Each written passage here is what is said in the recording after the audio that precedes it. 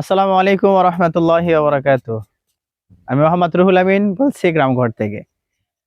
এই যে আমাদের একজন গাছি, সে গাছ লাগানো শুরু করেছে। এই গাছটা আহ, কয়দিন রেস্ট ছিল যেন? 7 দিন। 7 দিন রেস্টে থাকার পর আবহাওয়ার কারণে রেস্টে ছিল। এর জন্য 7 দিন পর আজকে আবার প্রথম পালি যা বলা হয়, আজকে প্রথম প্রথম কাটার গাছটা লাগানো হচ্ছে।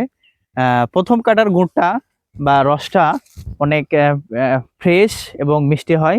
গুড়টাও অনেক এখান থেকে সুস্বাদু গুড়টা পাওয়া যায়।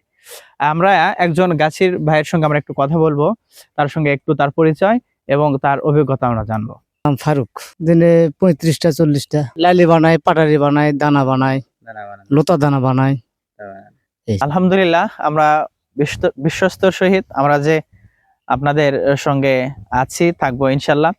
আমাদের থেকে যে গুড়গুলো নিচ্ছেন, আলহামদুলিল্লাহ আমরা আপনাদের প্রতি অনেক কৃতজ্ঞতা জানাই।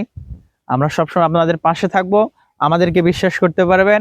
আমরা কখনো আপনাদের সঙ্গে খারাপ জিনিস বা খারাপ গুড় কখনোই দেব না ইনশাল্লাহ।